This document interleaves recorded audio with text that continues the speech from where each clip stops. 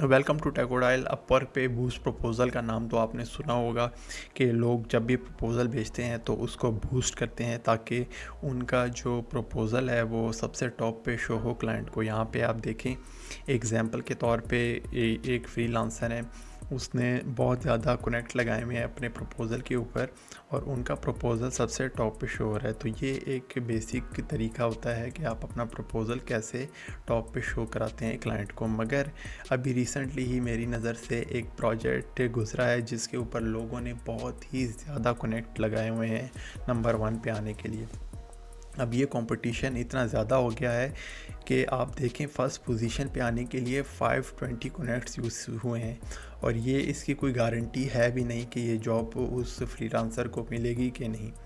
अगर हम 520 कनेक्ट्स को 15 सेंट में करें, क्योंकि आपको पता है कि 15 सेंट का एक कनेक्ट है, तो ये $78 बनते हैं फ़र्स्ट पोजीशन पे आने के लिए, जो कि एक फ्रीलांसर ने लगाए हैं इस जॉब को हासिल करने के लिए।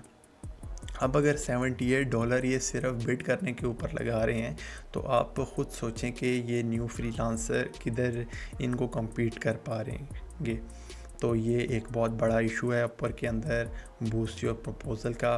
और इसने क्या किया है कि जो एक्सपीरियंस फ्रीलांसर हैं उन्हीं वही लोग आगे आ रहे हैं, और जो न्यू फ्रीलांसर हैं आपको पता है कि वो इतने ज़्यादा कनेक्ट्स नहीं लगा सकते, तो ज़ाहिरी बात है फिर उनका जो प्रपोज़ल है वो क्लाइंट को सही तरह दिखता नहीं है और उनका प्रपोज़ल जो है सबसे आखिर में दिखता है। फिर उसके बाद जो फ्रीलांसर हैं वो कहते हैं कि यार हमें कोई जॉब की इनवाइट नहीं आ रही, या तो क्लाइंट हमें हायर वगैरह नहीं कर रहा। तो भाई उसकी सबसे बड़ी वजह यह है कि ऐसे लोग हैं जो कि इतने ज़्यादा बिड करते हैं अपने प्रपोज़ल को ऊपर लाने के लिए, उसके ऊपर कि जो आपका प्रपोज़ल होता है वो सबसे नीचे शो होता है। तो ये सबसे बड़ा इशू है। तो आप इसके बारे में क्या कहते हैं? क्या आपने इतना बड़ा बूस्टेड प्रपोज़ल पहले कभी देखा है कि नहीं? और आप इसके बारे में क्या कहते हैं नीचे कमेंट सेक्शन में बता सकते हैं। तो मज़ीद इस तरह की वीडियो देखने के लिए इस चैनल के साथ जुड़े रहिए।